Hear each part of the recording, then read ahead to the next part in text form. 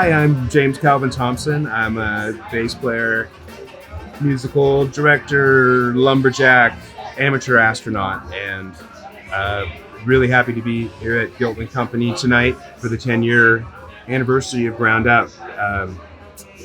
It means the world to me that we can do this at all. It's a miracle, really, and the fact that it can help anybody else,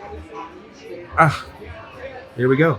Let's do it. So Randy died down here in the downtown east side in a hotel, and that I didn't quite know where to put that, how I felt about it, because I didn't get to know him as much as I'd like it to, because but we spent some good times together, and he's a very, very inspiring, social-minded person, thinking of others. Jody Bowen was the manager at the time, and I was coming in and out improvising on this roulette night.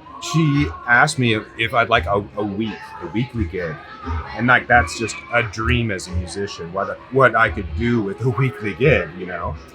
But then I'd been somewhat familiar with the downtown east side, but where this club is, coming here all the time, and sort of interacting with the street people outside, and you changed my pocket, a couple bucks here, a couple bucks there, and I'm feeling like there's never enough to go around. You know what I mean? Never really enough to. You can't do it that way, and that's kind of. When I got the offer to do the Thursday, I was thinking about how to do something bigger than just a gig that's great for putting a band together, or something larger. So what we did was get a core group of people together, and we started that Thursday thing right up. And GroundUp,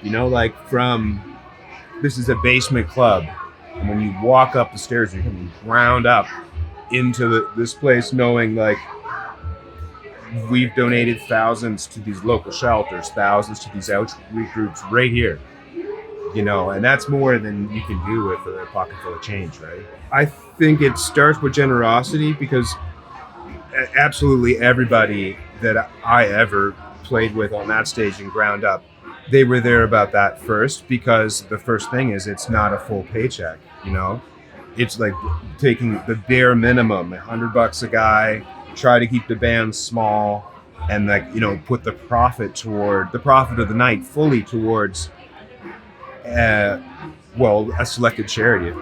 You talk about it and then you just do it, and you go simple. It's just like, okay, well, what if we just set aside this money? Here it is, bam. Okay, it's $2,000 now. St. James Music Academy, they need money to buy instruments for kids to fund their after-school programs, and I'm just like, that's right up the street, downtown east side. That's the future of this, the makeup of this city, right? And Tanya Geneba really helped connect a lot of those, especially like women's outreach. She was such an advantage, and she's gone on to be very socially active herself.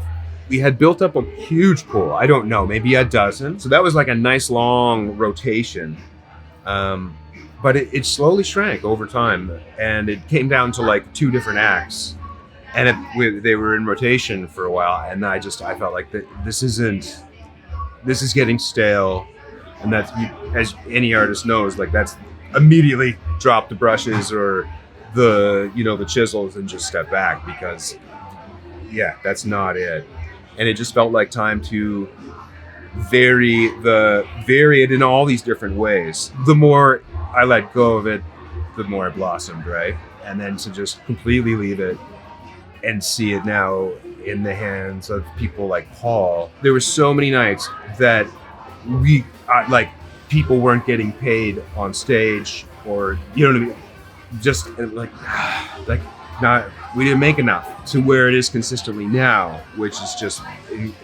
And it's funny, because I think it probably took those first 2 to 3 years where it was really difficult to keep it going, but the budget kept growing up, and more got to be shared, which is pretty awesome.